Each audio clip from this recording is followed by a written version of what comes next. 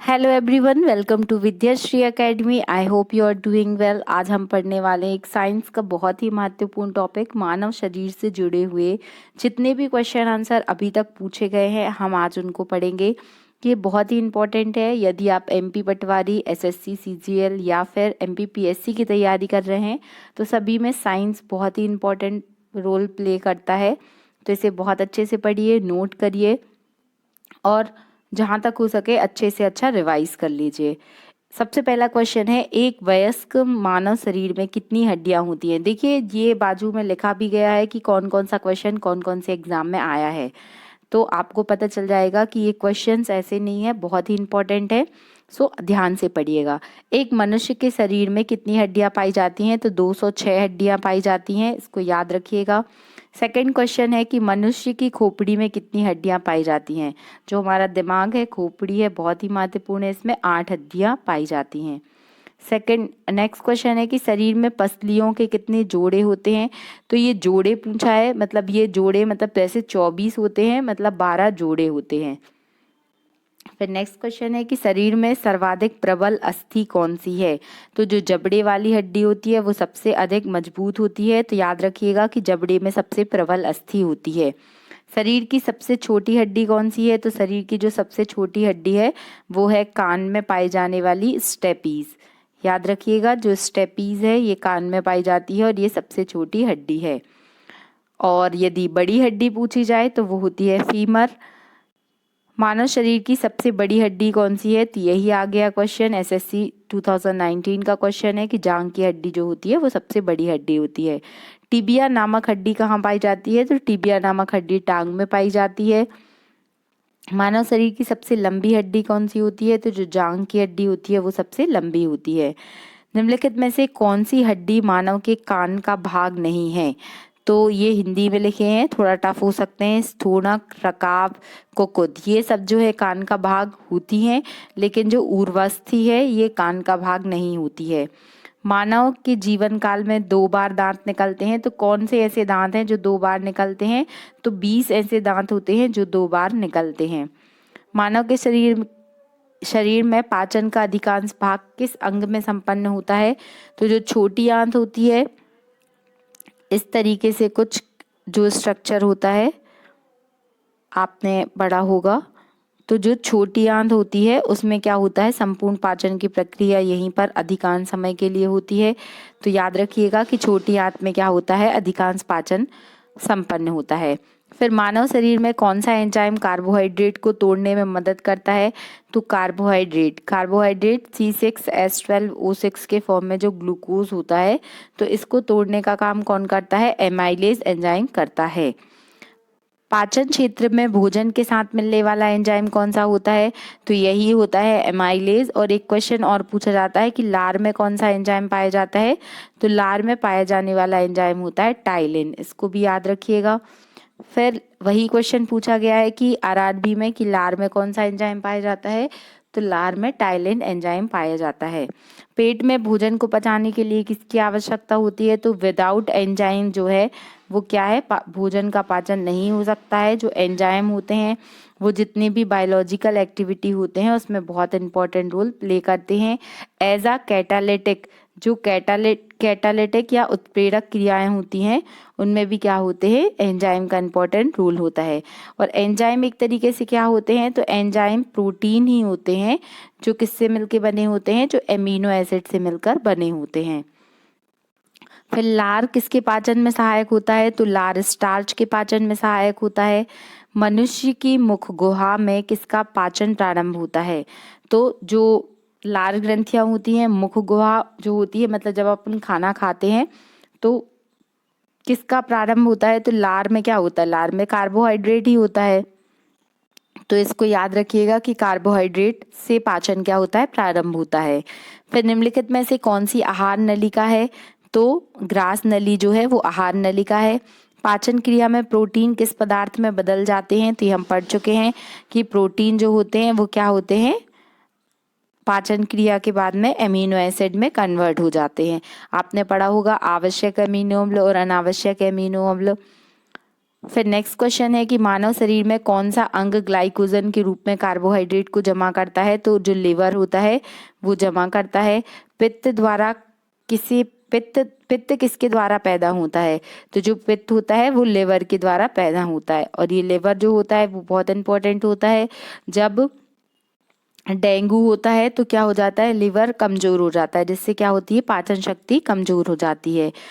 Bile juice जो आपने पढ़ा होगा कि बाइल जूस होता है तो वो किस में जमा होता है? तो वो पित्ताशय में जमा होता है, जिसे पित्त भी कहा जाता है। मानव शरीर के किस अंग को शरीर का रासायनिक कारखाना कहा जाता है? इस तरीके के क्वेश्चन एसएससी को तो बहुत ही पसंद है, तो आप बहुत अच्छे से पढ़िएगा कि शरीर की एक तरीके से हम बोल सकते हैं chemical factory of body. Chemical factory of body कहा जाता है लिवर को। विदाउट लिवर कुछ नहीं होने वाला है, तो लिवर आपका हेल्दी रहना बहुत ज़रूरी है, क्योंकि सारी केमिकल रिएक्शन, सारा डाइजेशन में बहुत इंपॉर्टेंट रोल प्ले करता है लिवर का। पेसमेकर का संबंध किससे है? तो जब हार्ट कमजोर हो जाता है तो पेसमेकर की हेल्प ली जाती है, तो हार्ट से इसका संबंध है। और हार्ट की स्टडी क्या कहलाती है? कार्डियोलॉजी। इसको भी याद रखिएगा। पेसमेकर का क्या कार्य होता है? कि ये दिल की धड़कन प्रारंभ करता है। दिल धड़कने लगा तो किसकी हेल्प से? यदि दिल नहीं धड़क रहा है तो आपको क्या चाहिए पड़ेगा? पेसमेकर। ओके, इसको भी याद रखिएगा। फिर गति प्रेरक किससे संबंधित है? गति प्रेरक जो है वो हृदय से संबंधित है। फिर किनकी भित्तियों के द्वारा रक्त द्वारा डाले गए ब्लड प्रेशर दबाव को ब्लड प्रेशर कहते हैं? तो जो धमनी होती हैं, दो चीजें आपने पढ़ी होगी, एक होती हैं वेन्स, धमनी होती हैं, और शिराएं होती हैं, वेन्स और आर्टरी। तो जो धमनी होती है उसमें शुद्ध रक्त होता है, और जो शिराएं होती हैं उसमें इम्प्योर ब्लड होता है। तो जो ब्लड प्रेशर, जो ब्लड पर प्रेशर पड़ता है, तो वो किन के कारण पड़ता है? वो धमनियों के कारण पड़ता है। फिर जो ब्लड प्रेशर को कैसे मापा जाता है, किस उपकरण की हेल्प से मापा जाता है? तो वो होता है स्फिग्नोमैनोमीटर। याद रखिएगा, स्फिग्नोमैनोमीटर की हेल्प से क्या करते हैं? ब्लड प्रेशर को मेजर किया जाता है। लव डव साउंड आपने सुना होगा, ये वो वाला लव नहीं है, ये जो लव डव साउंड है, जो हार्ट आपका धक धक धक करता है, तो वो किस लव डव साउंड की वजह से करता है। याद रखिएगा, यदि आपने कभी चेकअप करवाया होगा तो आप अपनी रिपोर्ट में देखिएगा, उसमें जो हार्ट रेट बनी होती है उसमें लिखा भी रहता है लव डव साउंड, या 2-3 प्रकार का साउंड होता है वो मेंशन होता है। फिर सिस्टोलिक और डायस्टोलिक, आप जब ब्लड प्रेशर चेक कराते हैं, देखिए क्या है, ये जो हम पढ़ रहे हैं ये सब हमारी डेली लाइफ में हम देखते हैं। जब मेडिकल चेकअप होते हैं तो उन चीज़ों को थोड़ा आप ऑब्जर्व करिएगा। सिर्फ ये पढ़ना और एग्ज़ाम क्वालिफाई करना हमारा उद्देश्य नहीं होना चाहिए, हमें अपने प्रैक्टिकल अप्रोच में इन चीज़ों को अपनाना चाहिए। अब ब्लड प्रेशर है, डॉक्टर के पास हम जाते हैं तो डॉक्टर जो वो गले में लटकाए रहते हैं उसे बोला जाता है स्टेथोस्कोप।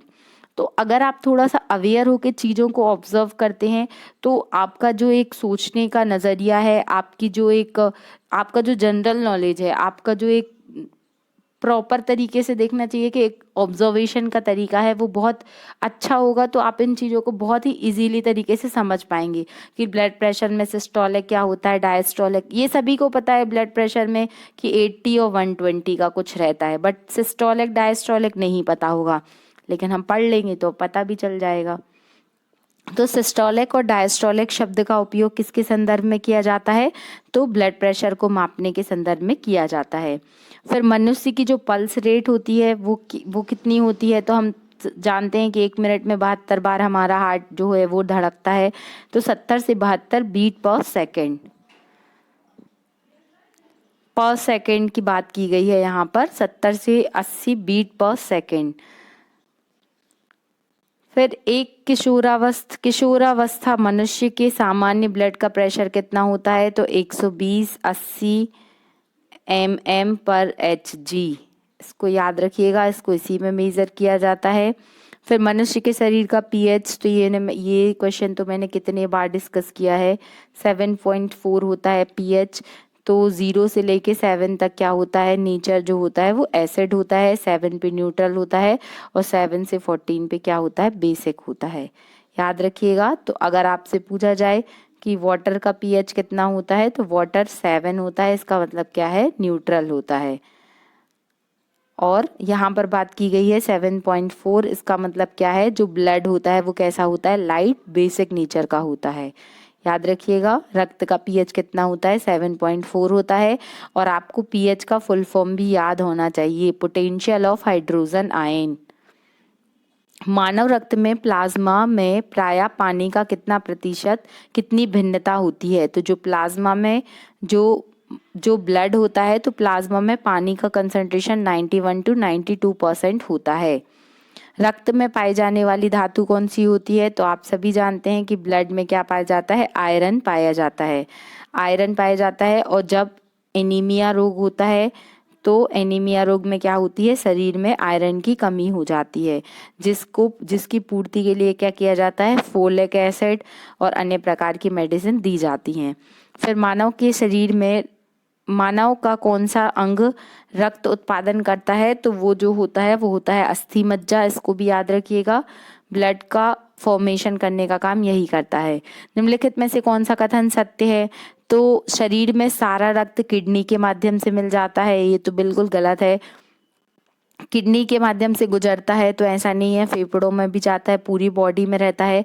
फिर शरीर का सारा रक्त किडनी के माध्यम से शुद्ध होता है। ये जो स्टेटमेंट है ये सही है कि जो ब्लड के प्यूरिफिकेशन का काम होता है वो कौन सा अंग करती है, तो वो किडनी करती है। याद रखिएगा, इसे हिंदी में वृक्क कहा जाता है। और जब किडनी खराब हो जाती है तो डायलिसिस की प्रोसेस करनी पड़ती है। नेक्स्ट क्वेश्चन वही दिया है कि मानव के शरीर में खून के शुद्धिकरण की प्रक्रिया क्या कहलाती है, डायलिसिस कहलाती है। फिर रक्त जो है, खून का रंग जो होता है वो लाल ही क्यों होता है, बिकॉज ऑफ हीमोग्लोबिन। याद रखिएगा, हीमोग्लोबिन में हीम मतलब होता है यहाँ पर आयरन, और ग्लोबिन जो है वो क्या है, वो एक प्रोटीन है। ये भी आपको पता होना चाहिए। फिर एक क्वेश्चन और यहाँ पे मुझे याद आया कि जो ब्लड होता है वो ब्लड हमारी बॉडी में रहता है, तो ब्लड हमारी बॉडी में जमता क्यों नहीं है, वो हमेशा लिक्विड फॉर्म में क्यों होता है। ये जब हमारा केमिस्ट्री में वाइवा होता था, तो जो हमारी वाइवा वाले सर थे वो हर एक बच्चे से ये कॉमन क्वेश्चन जरूर पूछते थे। तो अब तो हमको ये याद ही हो गया है कि हमारे ब्लड में एक केमिकल होता है जिसे बोलते हैं हेपेरिन। हेपेरिन के कारण जो ब्लड होता है वो जमता नहीं है, आप भी ये याद रखिएगा। शरीर में हीमोग्लोबिन का कार्य क्या होता है, तो हीमोग्लोबिन का कार्य होता है ऑक्सीजन का परिवहन करना। जो ऑक्सीजन होती है उसके परिवहन का काम क्या करता है कौन सी रक्त वाहिकाएं साफ रक्त हृदय फेफड़े से हृदय में ले जाती हैं, तो याद रखिएगा, देखिए ये क्या है, ये लंग्स है, और ये क्या है, ये हार्ट है। एक तरीके से हम ऐसा इमेजिन कर लेते हैं। तो यहाँ से मतलब फेफड़े से जो है वो लंग्स से जो इम्प्योर ब्लड है, जो प्योर ब्लड है उसको ले जाने का काम हार्ट तक कौन करती हैं, तो वो होती हैं फुफ्फुसराएं। देखिए ये थोड़ा सा आप याद रखिएगा, क्योंकि आपको पता होगा कि जो धमनी होती है, आर्टरी होती है, उसमें क्या होता है, हमेशा प्योर ब्लड होता है। और जो शिरा होती है या वेन्स होती हैं उनमें क्या होता है, इम्प्योर ब्लड होता है। लेकिन जो फुफ्फुस शिरा है तो ये अपोजिट होता है, ये एक्सेप्शन है। तो इसको याद रखिएगा कि फुफ्फुस शिरा जो होती है वो क्या करती है, प्योर ब्लड को ले जाने का काम करती है, और जो फुफ्फुस धमनी होती है वो इम्प्योर ब्लड को ले जाने का काम करती है। किसकी सहायता से रक्त के द्वारा ऑक्सीजन ले जाया जाता है, तो लोहित कोशिकाएं हीमोग्लोबिन के द्वारा ले जाया जाता है। किसकी मौजूदगी के कारण, देखिए वही क्वेश्चन आ गया जो मैंने आपको पहले बताया था, किसकी मौजूदगी के कारण शरीर के भीतर रक्त जमता नहीं है, आंसर है हेपेरिन। मोस्ट इंपॉर्टेंट क्वेश्चन है, इसको तो बिल्कुल याद ही कर लीजिए। और हमारे शरीर में कौन सी कोशिकाएं पाई जाती हैं जो सैनिक के रूप में काम करती हैं। जैसे जो सैनिक होते हैं वो बॉर्डर पर सुरक्षा का काम करते हैं, वैसे ही हमारी बॉडी के अंदर वाइट ब्लड कॉर्पसल्स होती हैं जो क्या क्या करती हैं, एज अ एंटीबॉडी की तरीके से काम करती हैं। शरीर में आने वाले कोई भी हानिकारक पदार्थ से क्या करती हैं, रक्षा करती हैं, और रोगों से लड़ने के लिए भी हेल्प करती हैं। फिर रुधिर के प्लाज्मा में किसके द्वारा एंटीबॉडी निर्मित होते हैं, तो लिम्फोसाइट के द्वारा। लिम्फोसाइट के द्वारा क्या होते हैं, एंटीबॉडीज प्रोड्यूस होते हैं। आपने पढ़ा होगा टी लिम्फोसाइट का नाम। फिर लाल रक्त कोशिकाओं के निर्माण में कौन सा अंग जिम्मेदार होता है, तो अस्थि मज्जा होता है, ये भी याद रखिएगा। लाल रक्त कणिकाएं मतलब आरबीसी, रेड ब्लड कॉर्पसल्स। फिर आरबीसी का कब्रिस्तान किसे कहा जाता है, ये भी इंपॉर्टेंट क्वेश्चन है, आया है एग्जाम में। प्लीहा जो होता है उसे आरबीसी का कब्रिस्तान कहा जाता है। मनुष्य की जो आरबीसी होती है, तो आरबीसी का जो जीवन काल होता है वो कितना होता है, 120 दिन होता है। लेकिन जो डब्ल्यूबीसी होती है, तो डब्ल्यूबीसी का कार्यकाल तो कुछ घंटे का ही होता है। फिर मनुष्य के शरीर में लाल रंग का रक्त का निर्माण कहाँ पर होता है, तो अस्थि मज्जा में होता है। पहले भी ये प्रश्न आ चुका है, फिर से वही क्वेश्चन दिया है। फिर सफेद रक्त, डब्ल्यूबीसी का काम मुख्यतः क्या होता है, डब्ल्यूबीसी का मुख्य कार्य होता है रोग प्रतिरोधक क्षमता धारण करना। जब कोई बाह्य पदार्थ मानव के शरीर में प्रविष्ट करता है तो क्या होता है, डब्ल्यूबीसी क्या करता है, प्रतिक्रिया करता है। एंटीजन, एंटीजन क्या होते हैं, तो प्रतिरक्षा के निर्माण को बढ़ावा देते हैं, वही एंटीजन होते हैं। कौन सा ब्लड ग्रुप, देखिए ये क्वेश्चन बहुत महत्वपूर्ण है। ये पूछा है सर्वव्यापक ग्राह्यता, इसको थोड़ा इंग्लिश में ही पढ़ लीजिए आप, क्योंकि ये हिंदी में तो याद नहीं होता है।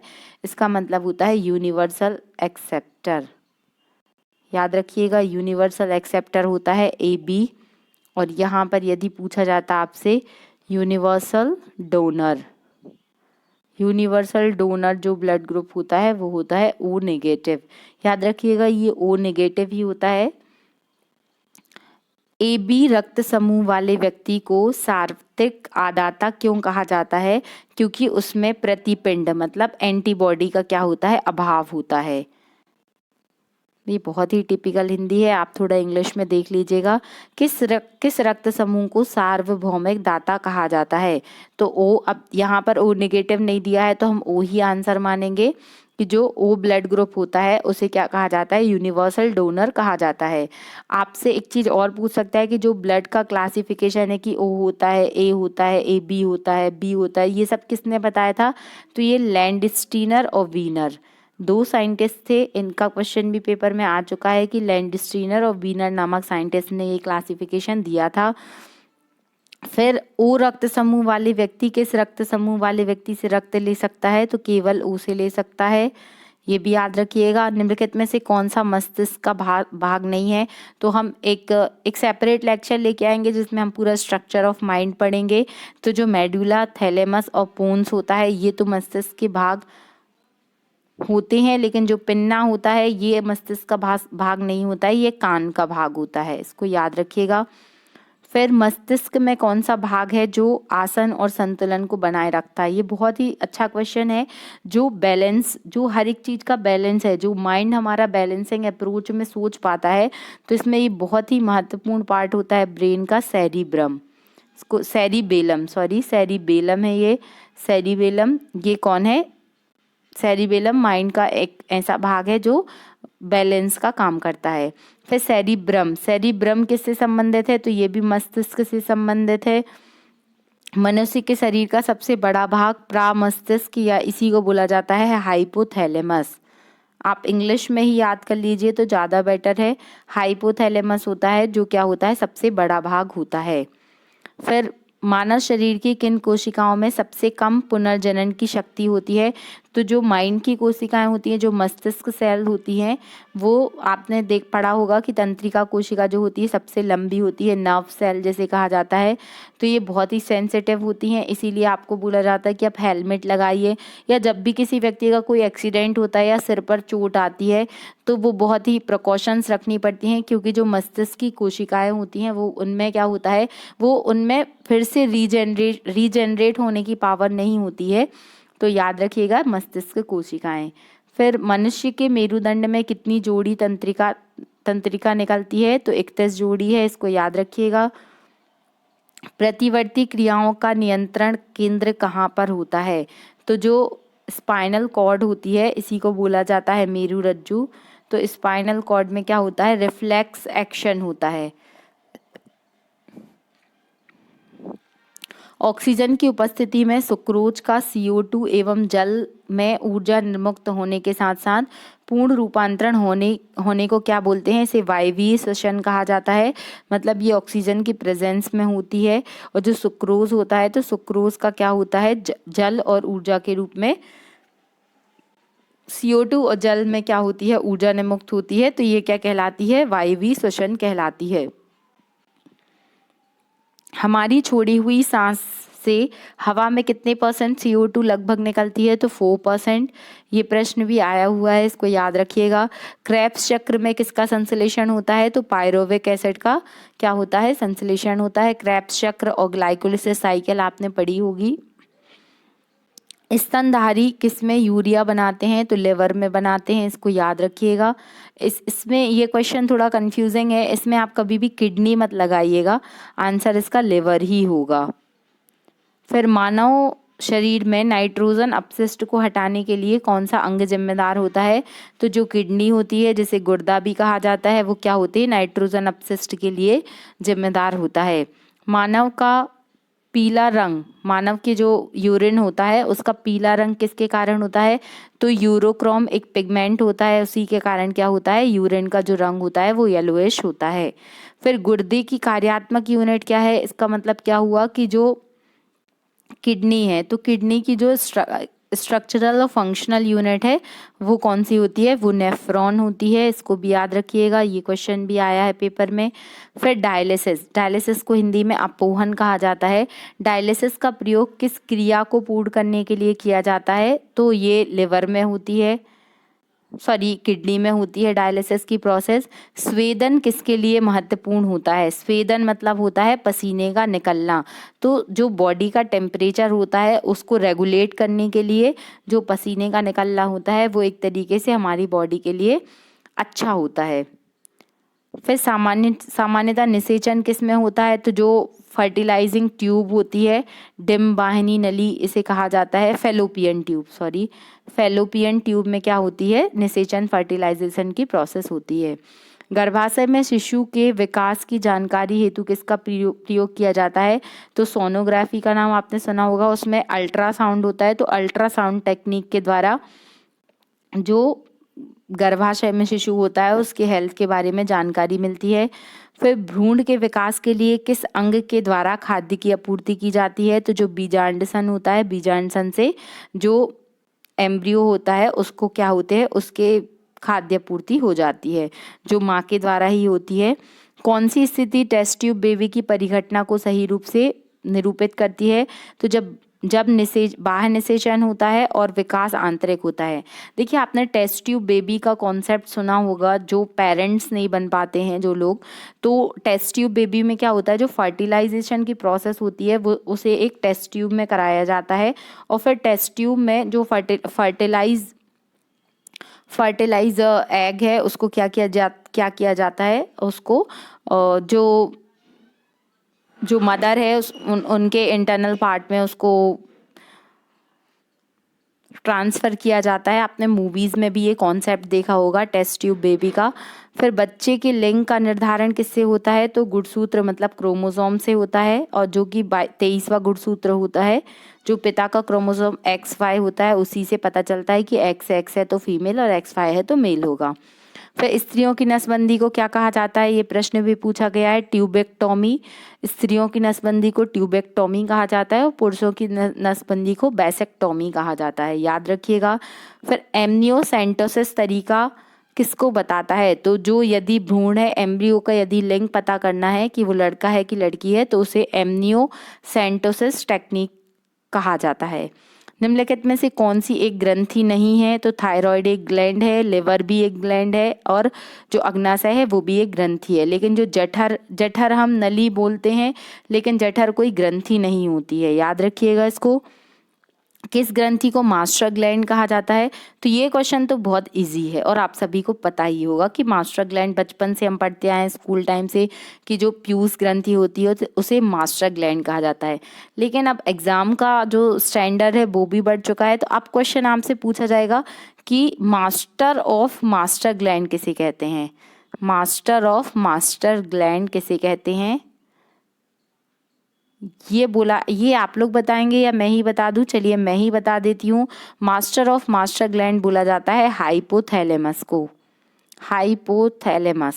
देखिए ये क्वेश्चन जब भी आएगा ना तो आपको पहला ऑप्शन दिया जाएगा पीयूष ग्रंथि, और 90% जो बच्चे हैं अगर नहीं पढ़ा है आपने तो आप उसका आंसर पीयूष ग्रंथि ही लगा के आएंगे, जो कि गलत होगा। मास्टर ग्लैंड हाइपोथैलेमस कहलाती है, जबकि जो मास्टर ग्रंथि है वो पीयूष ग्रंथि कहलाती है। आई होप आपका कन्फ्यूजन दूर हुआ होगा। फिर मनुष्य के शरीर की सबसे छोटी स्मॉलेस्ट ग्लैंड कौन सी है, तो ये है पिट्यूटरी ग्लैंड, याद रखिएगा। पिट्यूटरी ग्लैंड जो होती है वो अंतःस्रावी ग्रंथियों के कार्य को क्या करती है, नियंत्रित करती है। आपने पढ़ा होगा 2 टाइप की ग्लैंड होती हैं, एक होती हैं एक्सोग्लैंड और एक होती हैं एंडोग्लैंड। तो जो अंतःस्रावी ग्रंथियां होती हैं उनको नियंत्रित करने का काम कौन सी ग्रंथि करती है, पिट्यूटरी ग्लैंड करती है। थायराइड ग्रंथि से थायरोक्सिन हार्मोन के उत्तेजित करने वाली अंतःस्रावी हार्मोन कौन सा है, तो ये होता है TSH, थायराइड स्टिमुलेटिंग हार्मोन। ये बहुत ही महत्वपूर्ण होता है। और जो थायराइड ग्लैंड रहती है उसमें यदि आयोडीन की कमी हो जाती है तो कौन सा रोग होता है, ग्वाइटर या घेंगा रोग हो जाता है। इसको भी याद रखिएगा। वही क्वेश्चन पूछा है कि एक विशिष्ट हार्मोन जिसकी कमी से ग्वाइटर रोग होता है, जो संश्लेषित करने के लिए एंडोक्राइन ग्रंथि को आयोडीन की आवश्यकता होती है, तो वो होती है थायराइड। फिर मिक्सीडेमा जो है वो किसकी कुसंक्रिया के कारण मिक्सीडेमा होता है, तो वो है अवटु ग्रंथ। इसी को वो बोला जाता है शायद थायराइड ग्लैंड, आप एक बार देख लीजिएगा। अंतःस्रावी ग्रंथि का पेस मेकर किसको कहा जाता है, तो ये बोला जाता है थायरोक्सिन को। थायरोक्सिन एक हार्मोन होता है। पीनियल ग्लैंड कहाँ पर स्थित होती है, तो ये हमारे माइंड में होती है, याद रखिएगा। पीनियल ग्लैंड जो होती है वो मस्तिष्क में होती है। किस हार्मोन से आयोडीन होता है, तो थायरोक्सिन हार्मोन में आयोडीन होता है। ये बहुत ही कॉमन क्वेश्चन है। कौन सी ग्रंथि पीयूष ग्रंथि से स्वतंत्र कार्य कर सकती है, तो ये होती है परावटु ग्रंथि। शरीर में सबसे बड़ी अंतःस्रावी जो एक्सोक्राइन ग्लैंड है वो सबसे बड़ी कौन सी है, तो वो है थायराइड ग्रंथि। और एस्ट्रोजन कैसा हार्मोन है, एक फीमेल हार्मोन है, याद रखिएगा। फीमेल सेक्सुअल हार्मोन है एस्ट्रोजन। लड़ो और उड़ो, फ्लाइट एंड फाइट हार्मोन किसे कहा जाता है, एड्रीनेलिन, याद रखिएगा। ये होता है फ्लाइट एंड फाइट। लड़ो और उड़ो हार्मोन ये कौन सा है, एड्रीनेलिन, याद रखिएगा इसको। फिर मानव के शरीर में जो ब्लड प्रेशर होता है, रक्तचाप होता है, वो किस ग्रंथि के द्वारा नियंत्रित होता है, तो ये होता है एड्रिनल ग्लैंड, या इसी को बोला जाता है अधिवृक्क ग्रंथि। मानव जीवन रक्षक हार्मोन किस ग्रंथि को कहा जाता है, तो एड्रिनल ग्लैंड को कहा जाता है। फिर मानव की शरीर की कौन सी अंतःस्रावी और बहिर्स्रावी दोनों प्रकार की ग्रंथियां हैं, मोस्ट इंपॉर्टेंट क्वेश्चन है ये। उत्तर प्रदेश PSC में भी आया है, UPSC में भी आया है और MPPSC में भी आया है। तो इसे बोला जाता है अग्नाशयी ग्रंथि जो होती है उसे क्या बोला जाता है, मिक्स्ड ग्लैंड बोला जाता है। मिक्स्ड ग्लैंड क्यों बोला जाता है, क्योंकि ये एंडोक्राइन और एक्सोक्राइन दोनों की तरीके से काम करती है। इंसुलिन क्या है, तो इंसुलिन एक हार्मोन है। इंसुलिन की खोज किसने की थी, तो बेटिंग एंड बेस्ट, ये मैंने पढ़ाया है। आई होप आपको याद होगा, और नहीं याद है तो याद कर लीजिए। फिर थायराइड ग्रंथि का स्थान कहाँ पर है, तो गले में थायराइड ग्रंथि होती है। तो ये आज के कुछ महत्वपूर्ण प्रश्न थे। आई होप आपको ये लेक्चर अच्छा लगा होगा। ये बहुत ही इम्पोर्टेंट क्वेश्चन है। आप अधिक से अधिक अपने दोस्तों तक शेयर करें, पढ़ते रहें, खुश रहें। Thank you so much. जय हिंद, जय भारत।